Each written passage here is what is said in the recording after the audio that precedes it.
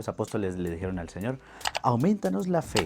El Señor dijo, si tuvieras fe como un granito de mostaza, diríais a esa montaña, arráncate de raíz y plántate en el mar, y les obedecería.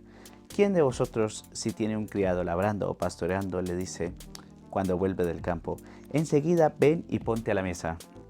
¿No le dirán más bien, prepárame de cenar, cíñete y sírveme mientras como y bebo y después comerás y beberás tú? ¿Acaso tienen que estar agradecidos con el criado porque ha hecho lo mandado? Lo mismo ustedes, cuando hayan hecho todo lo que yo les he mandado, digan, somos siervos inútiles, hemos hecho lo que teníamos que hacer. Bueno, el capítulo 17 de San Lucas es bastante curioso, donde vienen todos estos dichos, porque es como una especie de cajón desastre, ¿no? Te puedes encontrar de todo básicamente. Esto se compone de un montón de pequeños consejos de Jesús a los apóstoles, lo que se llama apotegmas, es decir, pequeñas frases, pequeñas sentencias que con una imagen expresan mucho, ¿no? Pero atención, porque lo que dice el Señor es una respuesta a lo que piden los apóstoles y hay un juego de palabras que suscita cierta ironía. A mí me hace un poquito de gracia porque la clave está en entender eso, ¿no? Los apóstoles le dicen prostísemi, o sea, aumenta. Prostísemi es como pon más, ¿no? Aumentanos la fe. Pide que se la aumente. Mientras que el Señor les contesta, que es muy gracioso, pistei, o sea, si tuvierais, ellos piden aumentar, pero el Señor basta, dice solo, basta tener, si tuvierais algo, ¿no? O sea, como diciendo, mira, no hace falta aumentártela mucha, basta con que la tengas, y la tengas un poquito, para que puedas ver grandes maravillas, ¿no? Fíjense, se nos cuenta en el Evangelio de San Mateo, por ejemplo, capítulo 21, que el Señor pone otra imagen poderosa, alegría, o sea, si pudieras tener un poquito de fe, arráncate de ahí, vete al mar. No, aquí en San Lucas dice una morera que tiene un sistema radicular bastante grande, bastante amplio, que se arranque y se ponga en el mar, ¿no? Evidentemente la imagen de Jesús es simpática, hecha para causar admiración. Para que te venga a la memoria, Jesús hablaba mucho en parábolas, como cuando dice, es más fácil a un camello entrar por el ojo de la aguja que a un rico en el reino de los cielos. Tú te imaginas el camello y la aguja, aquí una morera trasplantándose y yéndose al mar. O sea, son imágenes simpáticas, ¿no? Pero para producir en ti un shock, ¿no? Es decir, de algo retórico, ¿no? ¿Por qué? Porque la fe es importante y más en un mundo, en una cultura donde el común denominador, como diría San Pablo, es la apostasía.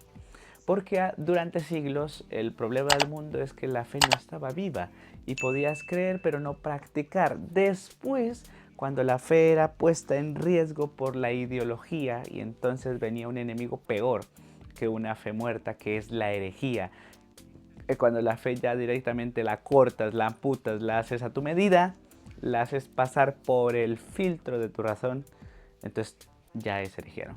Pero estamos ahora en un tercer espacio de la historia que es más peligroso, que es la apostasía, cuando la fe es negada radicalmente de golpe. Año 1917 se funda en Rusia el primer estado moderno totalmente ateo, el régimen bolchevique, ¿no? Y de ahí en adelante da igual comunistas, da igual liberalistas, o sea, las democracias liberales de Occidente, porque todas niegan la fe.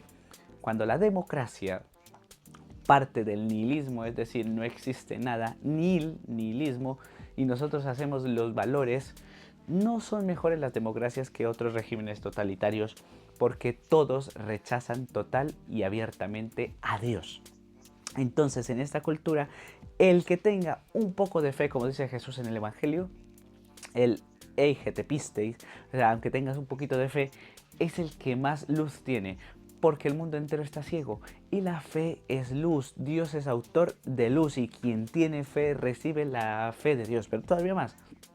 Santo Tomás de Aquino dice que la fe no simplemente se para en una serie de fórmulas o de enunciados, creo en Dios, creo en la Trinidad, creo en que Dios ha hecho hombre por mí, sino que la fe llega a tocar a Dios. Por tanto, esto te libra de la tentación de algunos que dicen, bueno, pero ¿para qué sirve tener fe? Porque mi vida es igual tanto si creo en esto como si no creo en esto. Materialmente no va a cambiar nada. Mira, materialmente cambia todo. Porque de tocar a Dios a no tocar a Dios es lo mismo que ver o andar palpando, ¿no? Ahora, estamos en un mundo compatible. Fíjense que la primera lectura de hoy es sobre el profeta Habacuc. Habacuc le toca vivir en un momento terrible, que es la caída de Judá.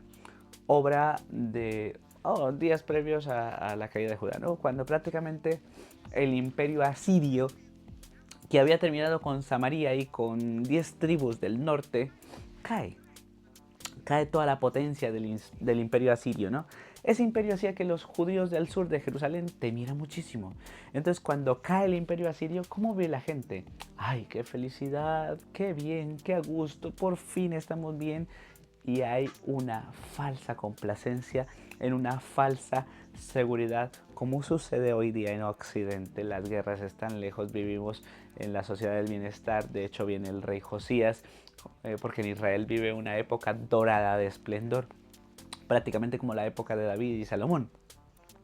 Y a la vez, el imperio neobabilónico, que es el que ha tomado las riendas del imperio asirio, se está expandiendo. O sea, pero lejísimos, no vemos el peligro. El peligro todavía está a miles de kilómetros. Cuidado, porque en el 586 a.C. el imperio neobabilónico barrerá Jerusalén y destruirá el templo, ¿no? ¿Y qué es lo que dice el profeta Habacuc? Señores, vivimos en una falsa seguridad, en una falsa complacencia. Nos dedicamos al bienestar y el bienestar engendra relajación moral, que es lo que vemos acá en Occidente, ¿no? Y dice Habacuc, ay de quien construye con sangre una ciudad y funda un pueblo en la injusticia. Capítulo 2 de Habacuc, versículo 12. El que funda con sangre una ciudad y un pueblo en la injusticia. Nosotros construimos con sangre nuestra sociedad aborto, porque el bienestar exige sus víctimas. El bienestar tiene que tener sus mártires. Y si a mí un niño que viene me fastidia, pues mira, no lo tengo, hasta luego. Y fundamos con sangre nuestra sociedad, con un genocidio impresionante, mayor que el de Gaza, y que coste que condeno el de Gaza, ¿eh? Pero claro, el del aborto, madre mía, yo no sé cuántos millones de muertos al año. O sea, unas cifras para echarnos a temblar. Pero claro, nuestra sociedad necesita sus mártires. Entonces el profeta Habacuc define muy bien lo que es la crisis política y la crisis moral que va a traer la devastación a Israel, como decía San Agustín. No podéis mantener las murallas en pie, es decir, la civilización de pie, si las costumbres están por los suelos. Y en medio de esa devastación moral, ¿sabe lo que dice el profeta Habacuc? El justo vivirá por la fe, que es el trocito que leemos en la primera lectura, como queriendo decir, mira, en este mundo o tienes fe o no te salvas, porque no hay otra manera de mantenerte en pie. Ahora, ¿qué hace la fe? Lo han leído en el Evangelio. Milagros. Basta un poco para mantenerte en pie, basta un poco para darte una fuerza que no eres capaz de sospechar, basta un poco para que tú le puedas hablar de tú al mundo y que no le tengas miedo. Defiende la vida. Estamos en las jornadas de defensas de 40 días por la vida, también en España y en muchas partes del mundo. Entonces nos juntamos para orar. ¿Para qué? Para ir en contra de todas estas ideologías nuevas que está saliendo. Bueno, no tan nuevas, pero a la vez la fe puede aumentar. Los apóstoles cuando dice prostísemi pueden aumentar. De hecho, la segunda lectura a Timoteo, San Pablo dice a Timoteo, reaviva el don que recibiste por la imposición de manos. Se está refiriendo a qué? Al sacerdocio. Pero la fe es un don, es un carisma. Reavívalo. Y se puede reavivar. El Catecismo de la Iglesia Católica nos dice que crece por la oración, si rezo, que crece por los sacramentos, que crece por la lectura del magisterio de la Iglesia, la predicación de los papas y de los obispos. Bueno, entonces fórmate bien. Ya que tienes tanto el dichoso telefonito entre las manos, pues mira páginas que te hagan bien. Páginas web de testimonio, de charlas, sacerdotes hablando sobre su vocación, de los papas. Hoy lo tienes tú tan fácil. Por favor, acude a ese tesoro, porque verdaderamente la fe puede aumentar, porque las virtudes pueden aumentar. Y si un poquito logra ya increíbles resultados, si tuviéramos un pelín más, pues figúrate que no haríamos, ¿no? Así que pídeselo al Señor. Señor, aumenta nuestra fe. Contra la fe pueden venir tentaciones, no se asusten. ¿Cuántas virtudes teologales hay? Fe, esperanza y caridad. ¿Te vienen tentaciones contra la caridad? Muchísimas. Mando a este tío a por ahí a paseo porque no lo aguanto. Pues bueno, ya está. ¿Te vienen tentaciones contra la esperanza? Muchísimas. Entonces sufres porque, ay, qué pocas ganas tengo de esto, de lo otro, no veo las cosas claras. Pero te pueden venir también tentaciones contra la fe. La gente se asusta mucho, pero son normales. Se me vienen contra la fe y la esperanza. ¿Cómo se vencen esas tentaciones? Diciendo, Dios mío, yo creo en ti y espero en ti.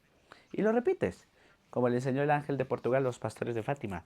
Dios mío, yo creo en ti, espero en ti y te amo. Y esa oración te hace crecer en fe, esperanza y caridad. No dialogues con la tentación. Simplemente, Dios mío, yo creo en ti, espero en ti y te amo. Y también fórmate, porque formarse es una maravilla. Entonces, formarse es sacarse todas esas espinas de dónde, del corazón. Igual que la ropa hace falta cambiarla de vez en cuando porque crecemos, engordamos, nos hacemos más altos, bueno, o más bajos.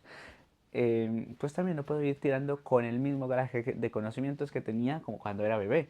Tengo que ir creciendo, tengo que ir aumentando. Por eso, no le pongas freno a todo el don que Dios te quiere dar. Bueno, vamos a agradecer hoy domingo por esta reflexión del Evangelio. Hoy también quiero pedir por el retorno a la casa del Padre de nuestro hermano Don Rodrigo, un gran amigo que hoy cumple 2 años de su partida al cielo. Oramos por él, oramos por Claudia, su hija, por sus familiares, amigos y conocidos. Dale, Señor, el descanso eterno y brille para él la luz perpetua. Que el alma de don Rodrigo y la de todos los fieles difuntos, por la misericordia de Dios, descansen en paz. Amén. Chao, chao.